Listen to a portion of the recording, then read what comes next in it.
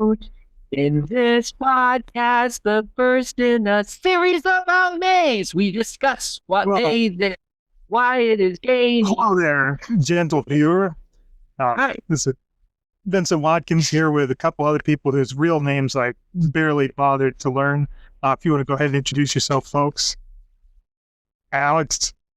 Hey, yeah, I got into Maze. I think my mom bought it for me when I was 12 or 13, and I couldn't make much of it back then as a kid, right? So I just I did the simple stuff like looking for the odd man out, a classic, room 26 with the devil tails pointing to all the doors but the one that is real, that kind of stuff. And yeah, I mean, I think the resurgence came around because the internet. Well, series about maze, we discuss what maze is, why it is.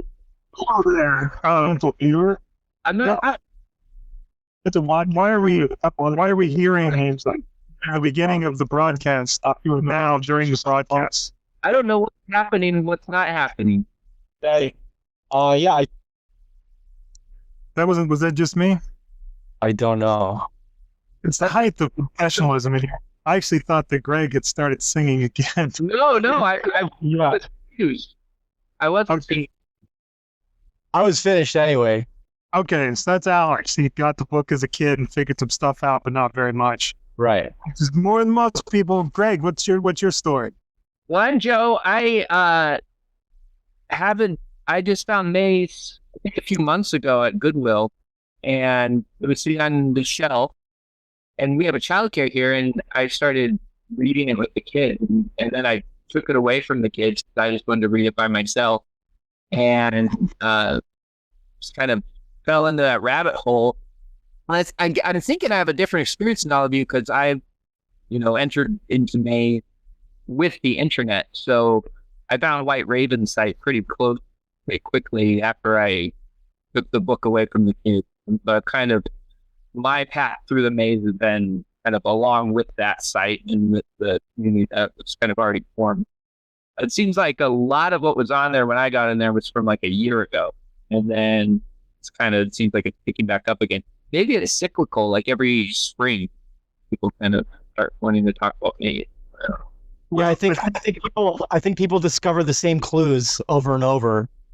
Like, every time there's a resurgence, they just sort of rehash the same things, which is what I noticed when that guy Bailey posted his site.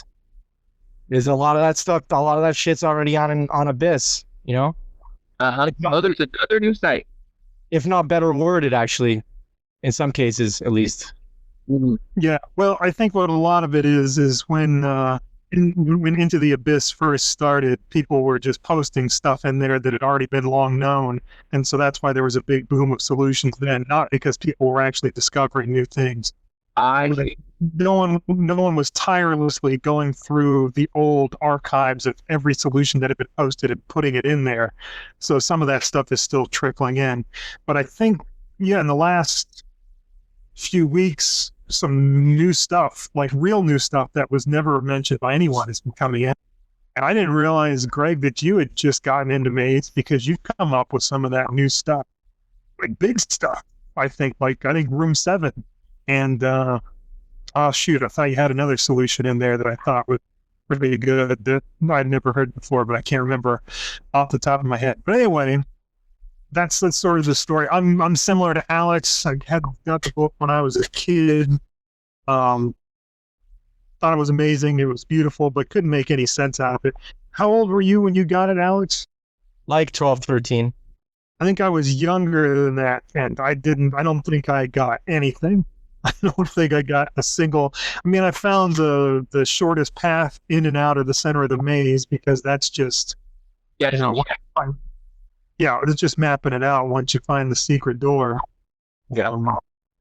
But I didn't solve any riddles or anything. And then around 2000, John Bailey had his website, The Riddle of the Maze, and some of the big central mysteries had been solved, and that got passed around. But that stuff was solved because the publisher had released that was what the solutions were and had released clues to what the riddle of the maze was.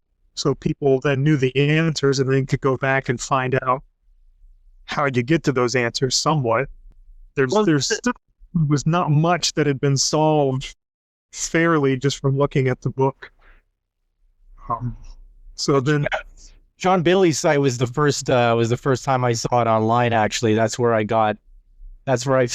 read the solution to the quickest path to the maze. I mean, through the maze. And you mentioned some other thing about like going through the unseen doors. You can do it in 4 steps or something, which obviously is illegal in game terms. But I thought that was that was the first time I thought about being able to go through doors that are not listed, like backtracking, in other words. Yeah, there's a lot of interesting stuff on Bailey's site, which didn't really figure into the riddles, but there was just compilation of information, thoughts about the maze and whatnot. It stirred up interest again, and it got me thinking about maze again, but not a lot of progress was made, so it kind of tapered off and died out after a while. And so that... it seems like, to me, a maze is a real... Well, for me, it was always a kind of community effort. Like, For sure. I wish I had that childhood where I was able to just kind of zone into it as an individual thing, but I don't think I would have gotten anywhere. Like, to me, it's through the dialogue that the solution comes, more so than just looking at it solitaire without knowledge of what everyone else has come up with. Well, plus, when it came out, in 1985, there was no community really out there discussing maze. It wasn't a popular enough book that it's like every kid on the block had it, so you could just gather together and solve it. And there was no internet to talk to people, so I think people were essentially dealing with it on their own. And there was just no way in hell anyone was going to figure anything out that goddamn. Yeah, we would have needed like a magazine, if there was like a number of books like that, a magazine, maybe through the letter section. There's other kind of hobby, like you have D&D first edition behind you, right? Yes, I do, right there. Yeah. Yeah. Yeah, it's like a magazine, like Dragon magazine or something. If there was I think just that maze is so singular, there wasn't anything like that.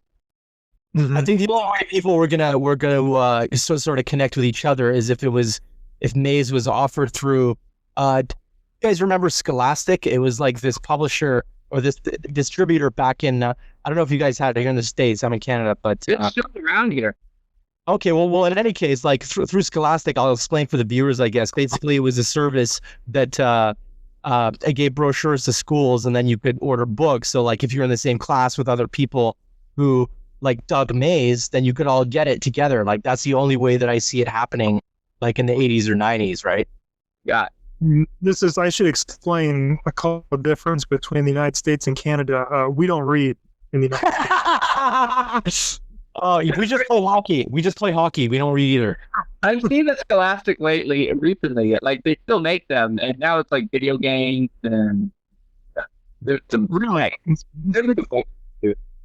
I got some records off Scholastic back in the like early 90s. I got some indie like French Canadian records. Since parted with them, but well, so this current boom of interest in maze, I'm calling the second resurgence. It's based off a somewhat controversial website called Into the Abyss, where a fellow who goes only by White Raven has claimed to have solved. Well, he initially claimed to have solved 44 of the 45 rooms in maze. And the one that he hadn't figured out was 22, but that's been pretty well explained by this point. So I guess by his figuring, he's got pretty much the whole book pretty well figured out. But instead of revealing the solutions, he said, he's kind of opened it up to the public and said, hey, come here and tell me what you've got, and I'll tell you if you're cracked or how much is left to go. He has rankings on each room to say whether it's not solved at all, totally solved, somewhat solved. And so it's kind of spurred on people interested in maze to come and try to get all those rooms completely solved. So he gamified it. He gave it points. You can get points. That's just get someone some incentive and some sort of stopping place, because otherwise you can look at maze and think you know what you're doing, but you really don't know. You gotta sort of whether he knows or not. It helps to have someone to hold up and say, "Okay, you've done something." Give you. Personally, I think maybe it's about the process, but in order to go on a walk, you have to have a destination. He kind of offered the destination, whether it's really a final destination or not. Yeah, I agree. I mean, at least whether intellectually, I think that something like White Raven's scoring system is necessary. At least in reality, it really does inspire you to, in the same way that you're playing a game and there's like 50 achievements that you're supposed to get, even if it's totally stupid shit, you feel like, yeah, I want to get 50 mushrooms. I want to kill 99 evil knights, whatever. It still makes you want to get those points or whatever. But that's also where some of the, I referred to it as controversial. Not everybody likes this thing of White Raven sitting on top of all his secrets and saying Alex is smiling because he thinks I'm talking about him, which I guess maybe. But like, I exchanged a few emails with Andrew Plotkin recently, and he expressed a distaste for the way that that Into the Abyss is being set up. But at the same time, if he just gave out the answers, like how fun would that be? You know what I mean? I think, definitely if he did indeed achieve that goal of getting all the rooms but one, then, if that was me, I don't know how I would feel about it. Maybe I wouldn't want to give out those answers so easily if it took me a shitload of time and effort to find that. You know what I mean? It's almost like a treasure. You're not just gonna give it to somebody out of the blue. So I see what he's doing in that respect. But I think he also wants people to have that experience too. Like going back to video games, if you played a video game where you used a cheat code and kind of made it through the game using that, it's no longer satisfying, to play it. And so if he does give all the answers, then it's no longer fun. Which is why I think we're kind of in an exciting time, because not all the answers are on the internet. You can't get it. You can't have the book spoiled for you, really. And we're in this process of discovery, and that's why you're kind of able to trade information, because none of us really know for sure. We're all just kind of figuring it out and bouncing ideas off each other. Yeah, I think the ratio of what we know to what we don't is small enough that we can lay all our cards on the table and it's not spoiling anything for anyone who's coming to Maze for the first time.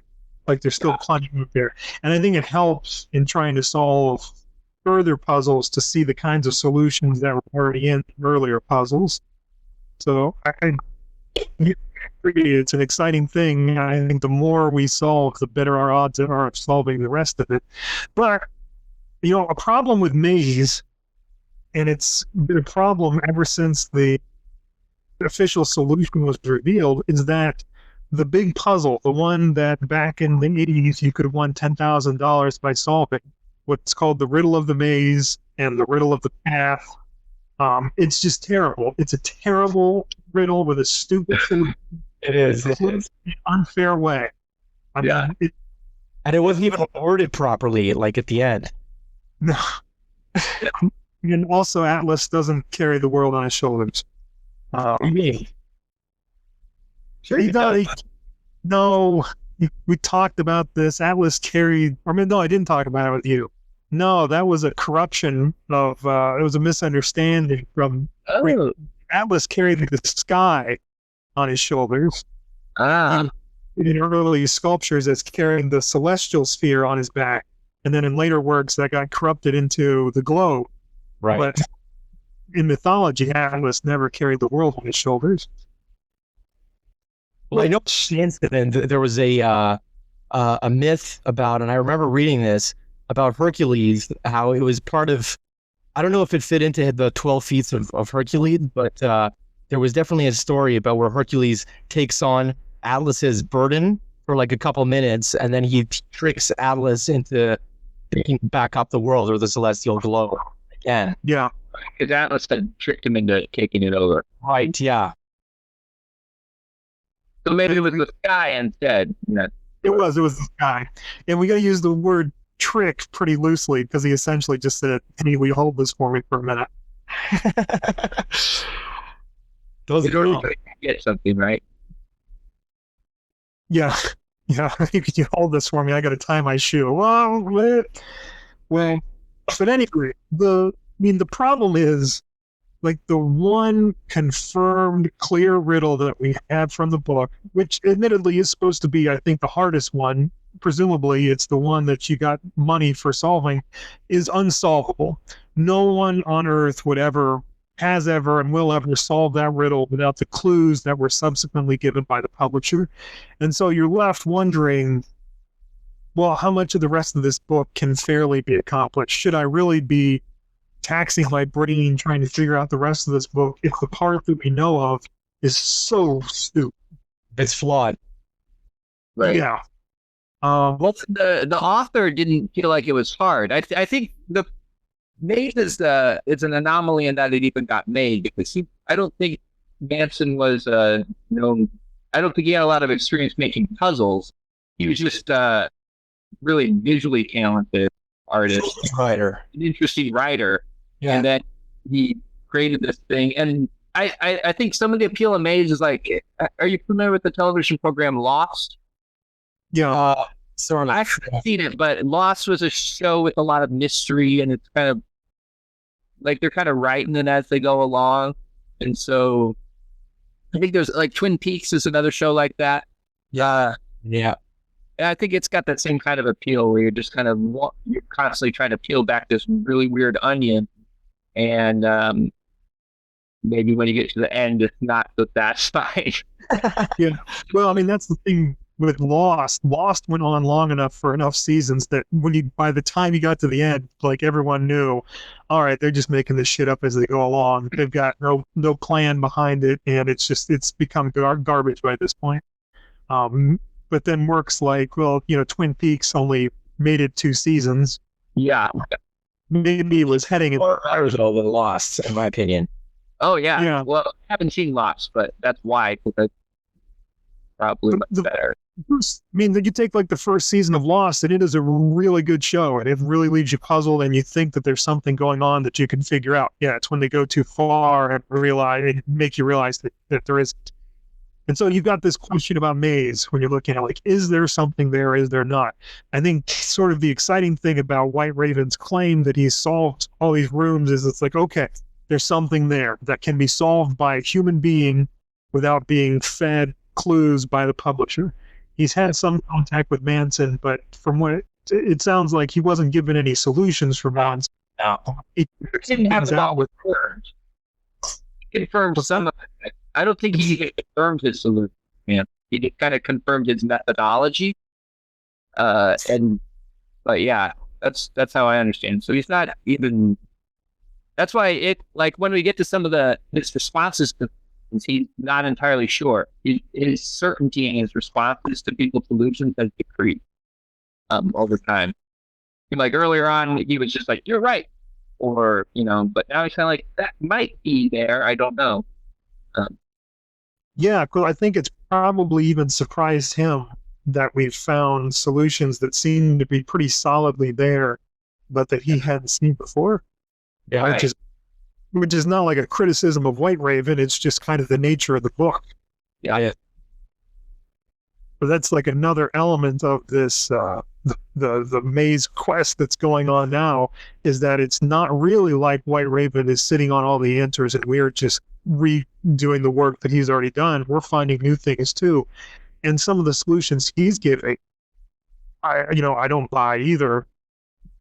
And so I assume that he knows more than any of the rest of us know, and he's got a lot to tell us about the maze, but I don't think he's sitting on all the answers, which in a way makes it maybe more interesting too, to try to see what we can figure out.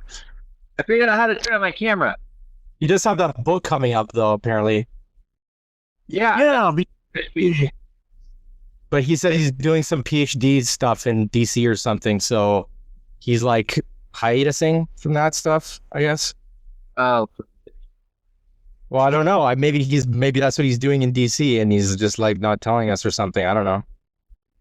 Maybe he's getting the book published. I actually offered him because I got a really cheap, good printer up here in Toronto, and like I told him, because when he was like, "Oh, I'm having problems, getting the book published or whatever," I was like, "Well, dude, I have like a thing here," but I think like he wanted to remain anonymous and all that jazz, right? So he was like, "Oh, I'm not really interested." I was like, "Okay, well, I offered." Does he have it all together? Does he have the PDFs and everything or whatever? Is it all Yeah. laid out? No, he wants to publish it. He wants to actually do a paper, like a book. Well, a lot of times I think they lay it out and get it in PDF and then they print that Oh, I said- all He together. said he's off the publisher, and then he was sending it to Manson to be like looked over. But then he also mentioned he was thinking of redoing the maps. And when stuff has been posted on the site, he sometimes made mention that he's going to add it to his book, or maybe he said that in emails or something. But he's made mention of adding things to the book that have been discovered later on. So I get the impression it's still a work in progress. I don't know. But it might always be then, in that like all of this peters out and then no one working on things. Yeah. Which is, I could kind of see happening because, once you get stalled out on the maze, it can be kind of frustrating. You just keep looking at the same rooms over and over and not seeing anything. Yeah. It's part of why I'm hoping by doing things like the Maze Wiki and this podcast, we can attract new people to, Fresh eyes and fresh brains. to do some of the work for us. I mean, if a new person can come along and solve anything, if a new person can come and figure one thing out that we haven't figured out before, that's big. There are only 45 rooms in there. We've solved some of them. White Raven says 6 of them completely. I don't know whether they're really solved completely. I don't know whether all the other ones are solved completely, but I think 6 is probably a fair estimate of how many we've solved completely. Uh-huh. So there, Well, as you said, like I think it's definitely a community effort. Like the more people involved, I think it always takes fresh eyes. We're going to see, even if it takes one thing, one thing in one room, like the Bigfoot in room 23. Like, what the fuck is that? Like, does it relate to something? Does it not? Maybe it doesn't. Maybe it's something, nobody's from all of us haven't noticed, I guess. Even if it's one thing. I think the best example of that is Greg's room 7 solution, where there are 3 left eyes that aren't pictured, and 3 right eyes that aren't pictured. Yeah. How many times did we all look at that damn room? And every time, I'm sure I'm not the only person who looked at the lamp that was in front of that portrait's eye and think, well, that's a little off. Like, did Manson just like fudge the lines a little bit? Like, that doesn't look quite right. Like, it always drew my attention, but then I thought it was a mistake. But then no, I was drawing your attention to it because it was covering up the eye, and that was a really big deal. That was the puzzle. Yeah, I was always wondering about the Picasso on the right walls, and why did he put that? Like, I think there's more to that one. That one's just too much. This one is not like the others. Yeah, I think so.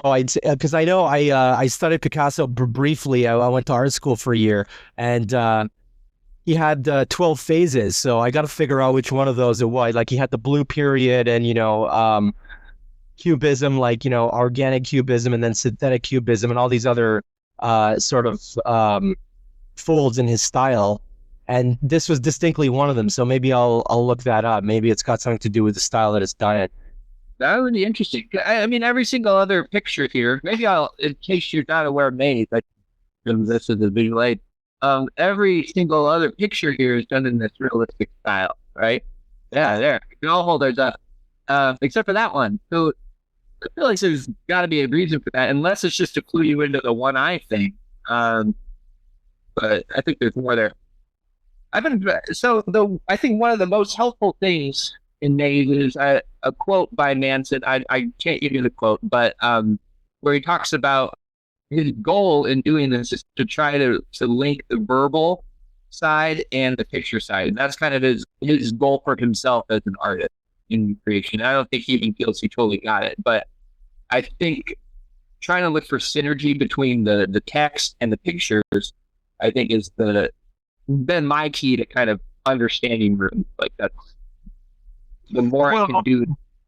Although in the example we just gave, really in room 7, did the text help you out with that at all? It does, yeah. It was the leaving the pictures looking out at an empty room. So looking, pay attention to their eyes. That's what led me to their eyes, and then. Yeah, I guess I could see that. Perhaps a more important paraphrase we can take from Christopher Manson, though, is that David Gentile is fucking insane. Are we going to say that on camera? It's a little late now. No, I shouldn't say that impolitely to David Gentile, but it's an important subject for people coming to Maze for the first time, because if you go to Google and you put in Maze by Christopher Manson, one of the first sites that's going to come up is my daughter's waking up, my 3-year-old daughter. Someone else talk about what I'll talk about him. Okay. You give the rundown, I'll be all right. So Gentile, I mean, this guy, he's just big into numerology and trying to find word puzzles that may or may not exist, mostly not, from what I've seen. I mean, he just, I don't want to speak badly of the guy, but I don't see any of the solutions that he's giving as being, like valid. Like there's too much of a disconnect between what's actually in the book and the stuff that he's given up.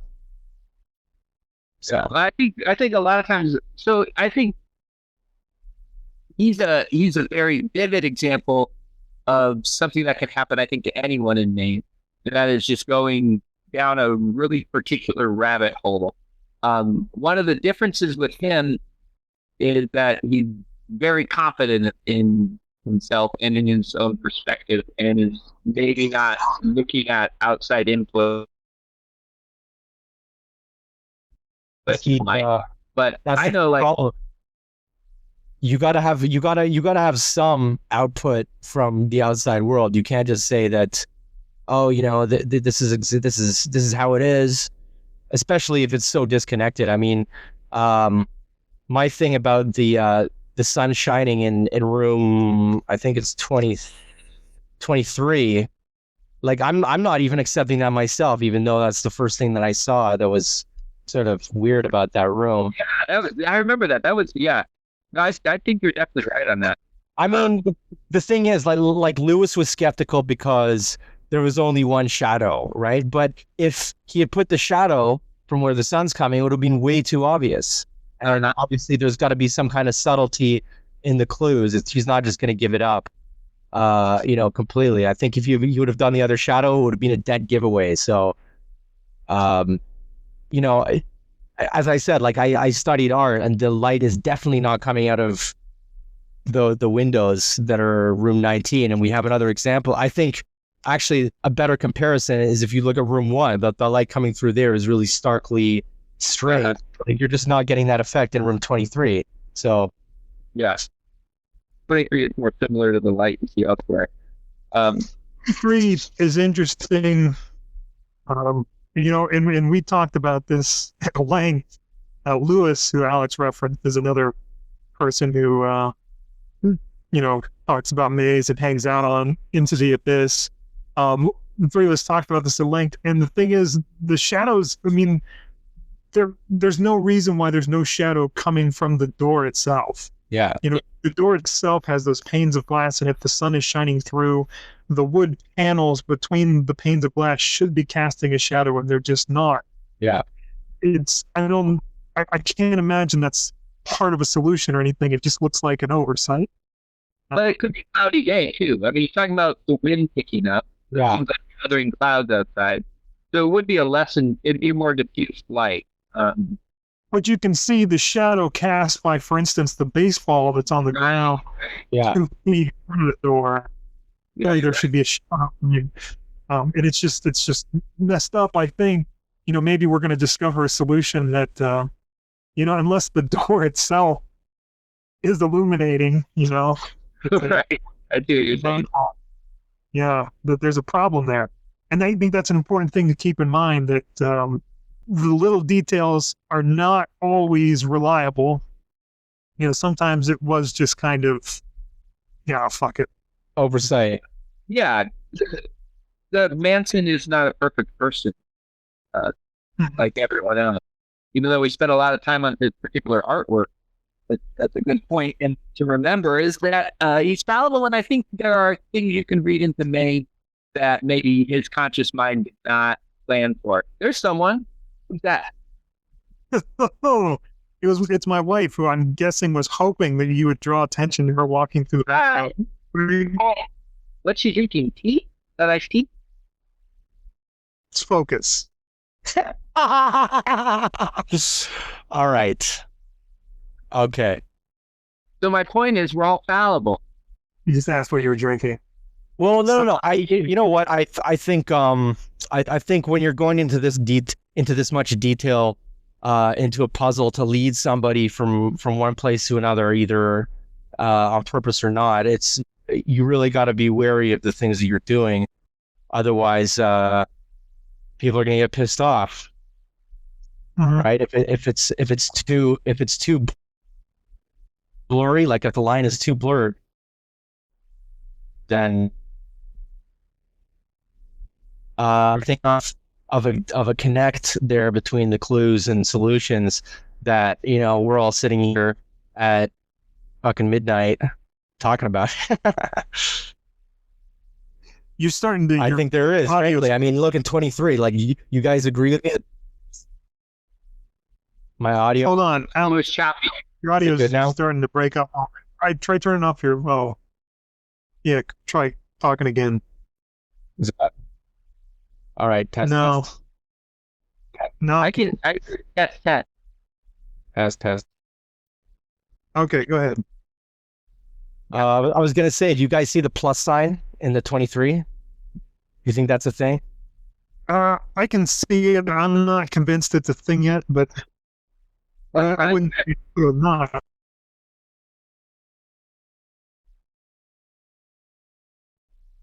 We're talking about like the maze as a whole, or are we delving into this thing? I think the conversation could go where it goes. Let me say a couple things about the maze as a whole before I forget about it. On the subject of Manson making mistakes or not paying attention to little details, I think the best example is just between the prologue and page 1, the way the bottle completely changes. From the prologue, you look through and you can see the bottle that's on the door to room 41, and then you turn to page 1 and it's still a bottle, but it's totally different shaped. Well, on the cover of the book, there's no bottle at all on the door. I messed up on that one. No, I don't think that's supposed to be representative because it also has the big fish on there. No, I know. It's the same style of door. It's the same style of entry. Look at the arc of light, though. Mm-hmm. I think that bottle is meant to be drawn as a transparent bottle, and so when it's the darkest, which is on the cover, you can't see the bottle at all. And when the light is close to the bottle, you can kind of see the outline. And then the light is almost on the brand. No, it's in the same place. You're right. Yeah, I mean, Yeah. it has a much thicker neck on the prologue page. On page 1, you can actually see into the mouth of the bottle, like it's tilted so that you can slightly see inside. Whereas in the prologue, you can only see the side of the mouth. I mean, it's clear, different illustration of a bottle. It's like he didn't look at the bottle he drew before and try to draw the same bottle. He did with the deja vu rooms. He did, although even those have deliberate differences, but they have small, probably accidental differences if you really look at it close. Because he didn't just copy the same image over and add changes. He drew the whole thing over again from scratch, apparently. Right. It's possible to get it perfect. Yeah. I'm sure he overlaid it. He had like a transparent layer that he wanted to make.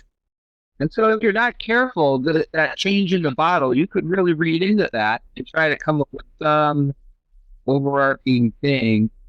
about like losing, like weight loss, like some message of weight loss, possibly lightening you up, and then use that as some clue to some door in another page. Mm, You gotta watch out for it.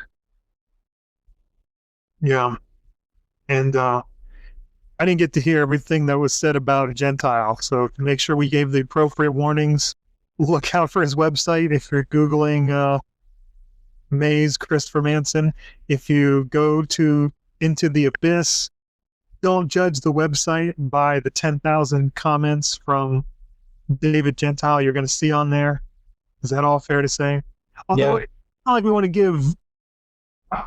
Well, listen, if you really want to read Gentile, read it last. Like, read everybody else's stuff first, because his stuff is fairly lengthy, and I'm sure there's like a tidbit or two of information there. But you know, read it last, because it's a shit ton to read, and you'll just get lost in it. So, like, you know, read everybody else's short responses that are pretty clear cut in terms of what's actually there, and then, you know, if you really want to, you know, get into Gentile's site. He does have really good SEO. He has the mind of a conspiracy theorist. He can take some small idea, some small hypothesis, and just take it to its furthest conclusion. And which can be interesting to read, but you have to take it for what it is. You have to watch for that little moment where he's making a leap, and see that leap, and not take it as like direct causal evidence necessarily. Yeah. And then also use that for yourself when exploring the maze, to be like, am I making a leap here that is not there? He's a very stark example of that. No, it ain't hard to spot when David Gentile takes a leap. It's usually right after he makes a concrete observation about the book and then starts to interpret it. But he does have really keen insights sometimes. I mean, I don't ignore completely the posts that he makes, but it's really frustrating. You'd kind of prefer if it were just total nonsense and total garbage, because then I would just, you know, ignore it completely. But every once in a while he'll have something in there. It's like, yeah, I guess I never thought of it that way, or that seems plausible, or that's a good observation, that's a good connection between the text and the picture. And then the next step is crazy. Yeah, then the next step is a reference to Jesus Christ Superstar. That was he's got a voracious mind. I think part of it is the quantity. There's just so much that kind of drowns other things out. And just as I said, while you were taking care of your daughter, just the too much confidence. I think whenever someone's too confident, that leads the blind spot. Yeah, and yeah, there's a sort of tenacious adherence to his method and his results. You know, I tried so hard to try to get him involved in a dialogue and to say, you know, just we're not going to agree with that stuff. Once you start going 16 steps down the road with stuff, we're not going to agree with it. Just please accept that we don't agree with it and stop trying to convince us, because we're having the same argument every time. And he still wants to go on about that stuff. It makes it very difficult to have a conversation.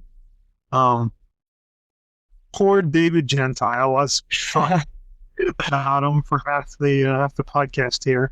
No hatred or disrespect intended for Mr. Gentile. Yeah, we love you, Dave. You're a supporter, you know? You're just like us. Well, until get into that stuff. We're each our own snowflake. But we appreciate your snowflake. Okay, so is that?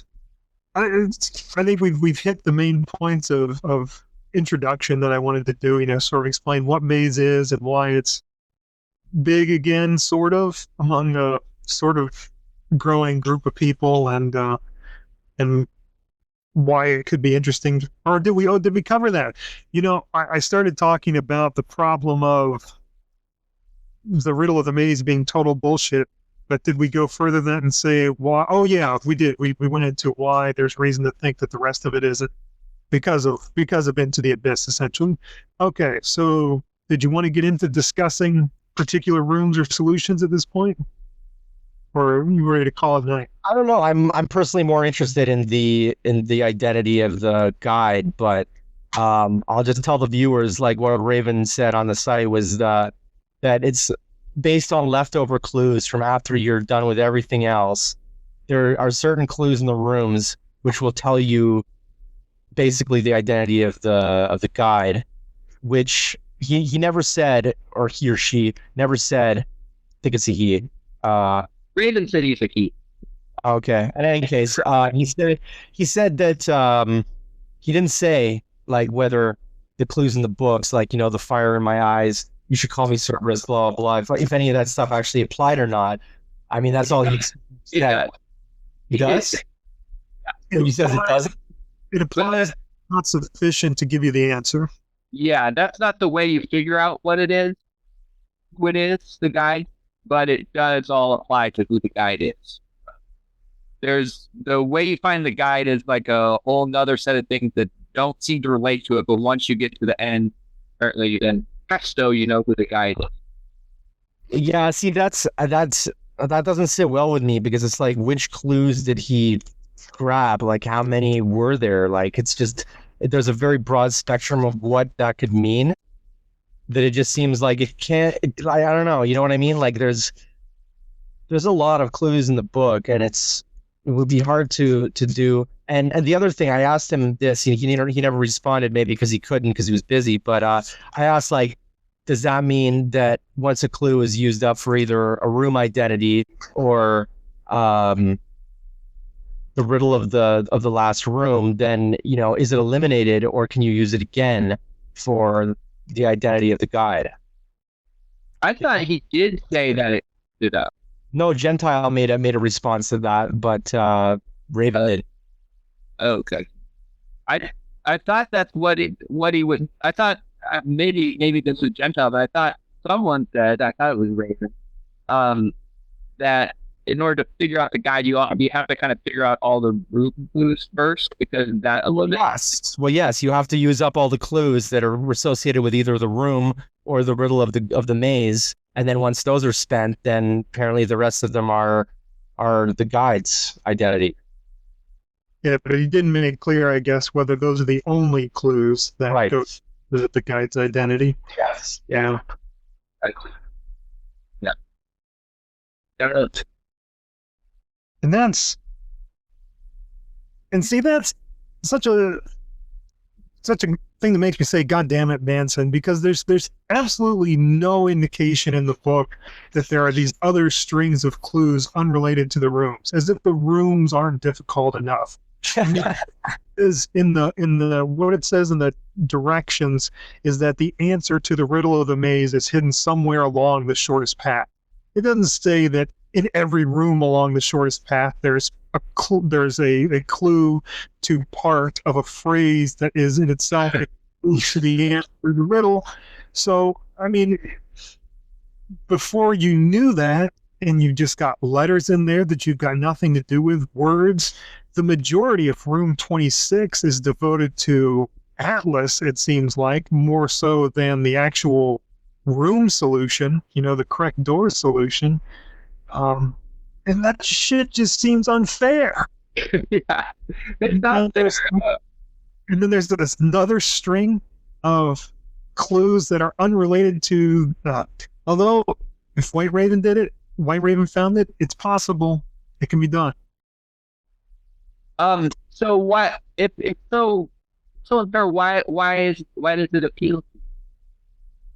The book is aesthetically appealing to me, independent of how unfair it is. Like, even if, well, I mean, I really only came to view it as being fair somewhat recently with Into the Abyss, with seeing some of the solutions that I can see them and the solutions there, and someone can reach it and it's fair, you know. But for the last, God, how many years, you know, 20 some years that I've had this book, it's, well, when I was a kid, I had no clue. I just assumed it was fair because I didn't know any better. And then at some point figured, well, maybe it isn't. And then in around the year 2000 learned the riddle of the maze. It's like, boy, that really ain't fucking fair. But it's such an intriguing book just because of Manson's artwork and the design of the puzzles, even when they're not fair. Very intriguing. It's hard to not want to keep coming back and looking at it. And you just want it to make sense. And yeah, I share that sentiment for sure. Like, I always think that it's like, I always think that there's something that, like, it's always, every time I pick it up, it's just, I can't stop looking at the pictures and trying to figure it out, just sort of instinctually. Yeah, there's always there's something just out of reach. And so there's the kind of 3 stated goals of the maze, right? Or that 3 things you're supposed to do: find the center, find the quickest way in and out, and then find the riddle business, right? But there's stuff beyond that, like the guide. For me, my own kind of thing, that obsession. Well, less so now. I'm kind of more focused on the room now. But the top hat guy is kind of my own thing. What the deal is with the top hat guy, that kind of keeps me going beyond those 3 things. So I don't know if I mentioned I run a childcare, and I would read the book with the kids. The kids, this is like 3 and 4-year-olds, will look at. You might want to try it with your daughter. Will look at this book with me for like an hour, and just taking room. Yeah, exploit our children for solutions. Right. It's a nice way to be able to look at, but they always want to go to. Right. So that's like. I was looking at it with my 3-year-old daughter the other day, and yeah, she liked looking at the pictures and pointing out the numbers. And then we were looking at room 4, and she just glanced at it, and then she pointed to the unmarked doors, and she's like, "They forgot that one." I don't think I'm going to go through the unmarked doors. They do. Room 10, man. Room 10. Just write it. Paintbrush is there. Right. Yeah. Just write 1 or 45 or whatever. Yeah, wherever you want to go. Yeah. Oh, you guys saw The Lost Room, right? What's that? Did you guys see The Lost Room? It was a 6-part miniseries about this room in extra dimensional space, and you could only access it by using this magical key. And there was other items that were related to this room that do weird things, but like the key was the most powerful. And maybe the fact that White Raven mentioned that, maybe, I don't know, that sort of tips me off, and the fact that it looks like the drums as well. No, I haven't seen that. It's a show or a movie, or it's a 6-part miniseries. It's an hour each. Yeah, it's decent. Like the ending was kind of shitty, but it could be set up for another season, I guess, or whatever. Does that have Duala from Battlestar Galactica? Possibly. I never watched that show, so. Okay, I think I was looking at that show. Yeah, I'll check it out. Yeah, just like download it or something. Have you guys looked at White Raven's mythology of the maze mythology section on his website? I think I did when I first came upon the site, but I don't remember any of that stuff taking to me. What's interesting about it is it has a lot of mythology on it that really has nothing to do with mazes, which suggests to me that he put it on there because it's relevant to the book Maze in some way, but not actually to mazes in general. Uh-huh. I suspect that the narrator is going to end up being someone who's mentioned in his maze mythology section. Oh, they're like meta clues. Mm-hmm. Something like that. You mean maze history or history of maze? No. I guess I'd have to go. I gotta do something. Okay. On maze mythology, right? I see it. It's in the ephemera section. Yeah. Or is it? Yeah, well, maze mythology. Yeah. I suspect that the identity of the guide is also related to the top-headed man that's going through the maze. Just because there does seem to be a path associated with that guy. You know, there's different rooms where you can see him clearly in what room is that? It's that 16. And then, well, in different rooms, they make reference to some, hearing someone leave before you got there, or, in 44, the door was left open by somebody. You can see someone leaving. In what room is it? The room with the potato and the pine compass. Top hat. You can Yeah. fake top hat. Oh, I forget which one.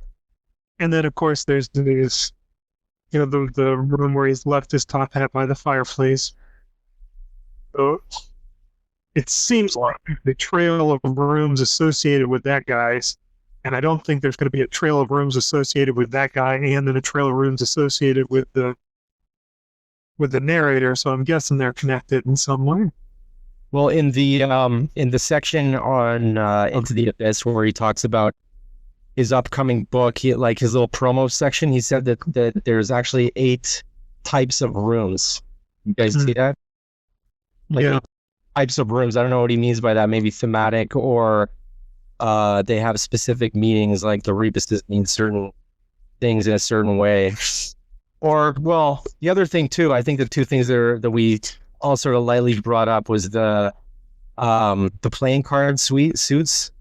And also the chess pieces, because I see a lot of chess pieces. Like in room 7, somebody was mentioning how the light looks weird, and then you can see that it's like a queen or something at the top of the light, and then you got them all over. Like in 8, you got the candlestick that looks like a bishop. The shadow looks like a bishop, and then you got room 10 where the posters on the bed look like elongated bishops again. Like those are everywhere. I think that the bishop is a little tougher to say. I'm just walking in on a conversation the other way. Like, well, yeah, I'm just throwing it out there, but it's like just those are odd shapes for those things. Like bed, 4-poster beds, they don't look like that. They're usually balls. Like, why did you make it look like there's got to be some significance to it? Maybe I'll read deeply into it. It happens to be right. One thing to keep in mind is he has a thing for like different types of architecture and furniture design. Yeah, I think we're reading that about Manson, and so I think that's partly what makes the visual style so compelling, is that it's like a survey of architecture at the same time, kind of all mixed together, but which makes it harder to say what's a clue. I never noticed that. Yeah, I mean, there's a few other rooms where it appears. Again, like, I'm not gonna like say that that's in stone, but it's definitely on my list here of peculiar things. Mm-hmm. Maybe I'll put it on the wiki or something.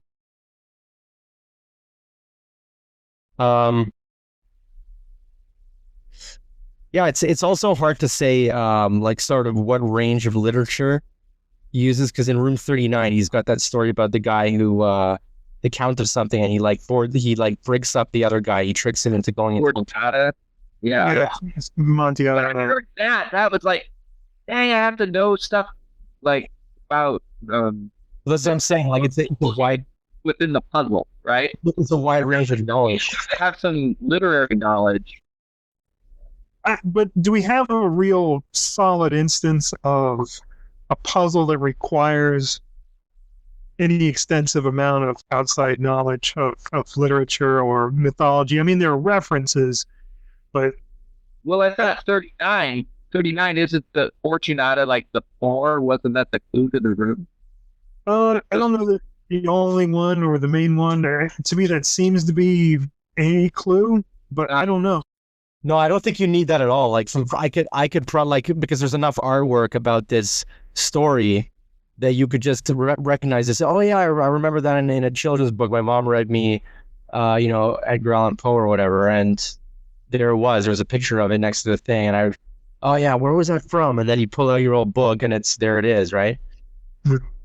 I don't know how much the text would help me with that. Like, once I did see the woodcuts of that theme, I was like, holy shit, like, anybody who's seen that would recognize what that is. But that's what it takes. It takes somebody who's sort of seen that imagery before or know that story. I didn't know that story before. Yeah. I know The Raven by Edgar Allan Poe, but That's about it. Well, I guess so room 3. Let's say room 3. You're supposed to know the riddle of the snake. There definitely helps to know that. That's true. That's some knowledge some people don't have. A lot. It's pretty common though. Yeah, it is. I don't know how many instances there are of that, and that's part of that kind of insecurity of maze. You don't know if you can even. And we feel more security now because we have the Abyssian bite, but you don't know if you have the knowledge base to solve a particular room. It's true. But it seems like that kind of rare. I don't know. Like maybe you had to have seen Jesus Christ Superstar to be able to solve many. But still, it's the only way to appreciate how effeminate Herod was. That was pretty bad.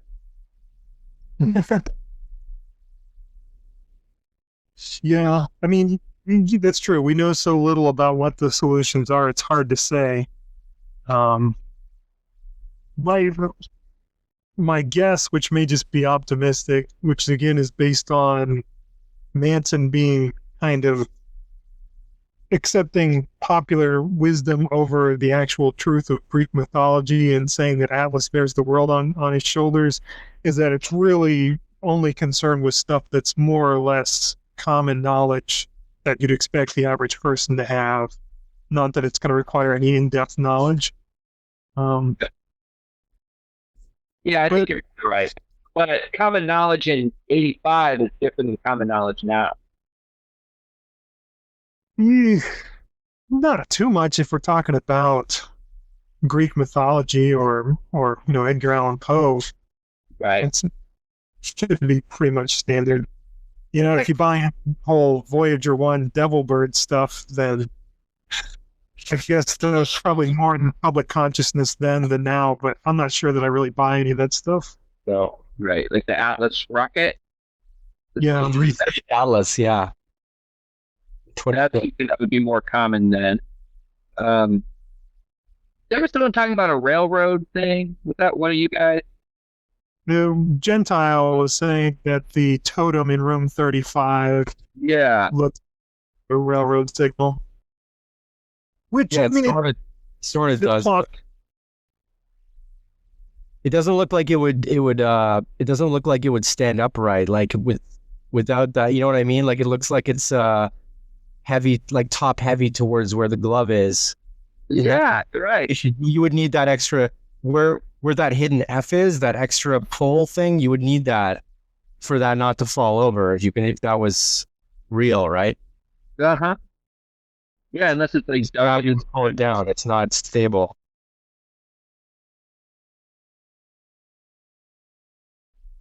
In my opinion, maybe you could, if you like really balance it well. Well, that's a good point. I mean, that one leg just goes straight down. There's nothing really bracing it in that direction. Yeah, that doesn't seem stable at all. No, I think it would fall over. Unless that wood is really light. The arm sticking out. Yeah, that's true. If it's two boards supporting it in the back for like 10 times heavier than all the in there, then those should be able to weigh it down. It's a possible object. Mm-hmm. Okay.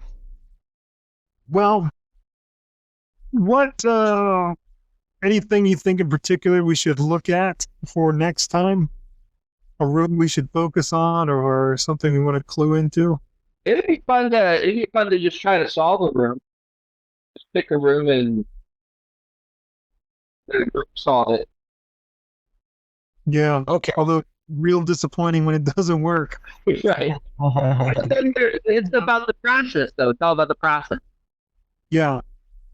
Well, it's fun to hang out and do it. I don't know that it's fun to watch. Right. Right. Because I tried that before with a couple of guys, and we sat here for 2 hours, a little over 2 hours, trying to figure out something in the book, and we did nothing. And it's a forgettable experience for anyone who tries to watch it, I'm sure. I did watch it though. I did. Was it fun?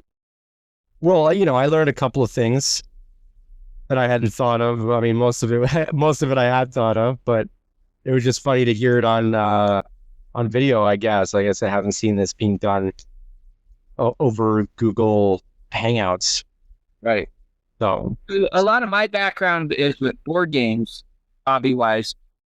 And there is a thing where people will just videotape themselves playing board games, and people watch that.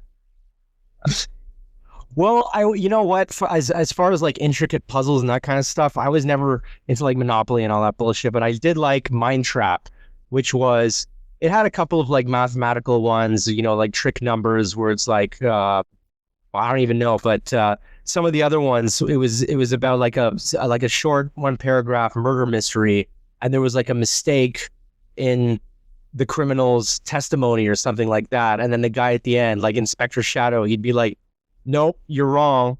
Like, how did Shadow know? And it was something like, he said he pushed the door, but like earlier in the text, it had been a pull door. So like he lied when he said that he pushed the door. But it was always very clear cut. Like there was always something that was definite. And the answer was on the back of the card, right? Saying like, this is what happened. Like he lied about the door or something or whatnot. Or like, traveling west when he actually traveled east because the sun was pointing in a certain direction. But it was always like within reach. It was nothing like Maze where it's just like, well, could it not be? Like, Vince, what do you think? Like, Ben, Lewis, everybody, like, what do you guys think? Like, it's I always feel like I got to verify stuff with you guys because it's, and then some people won't agree. Like that whole like sun in room 23 or 23. It's like, some people agree with me, some don't. But so it's hard to say, like, what is Manson? What do you say, Yeah, I don't think the light's coming from the sun. Mind Trap, I used to live in a house with a bunch of people, and I used to take the Mind Trap cards and glue them to the wall.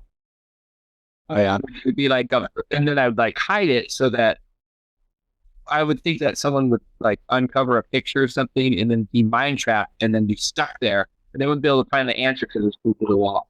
But it never worked. I'd set mind traps around.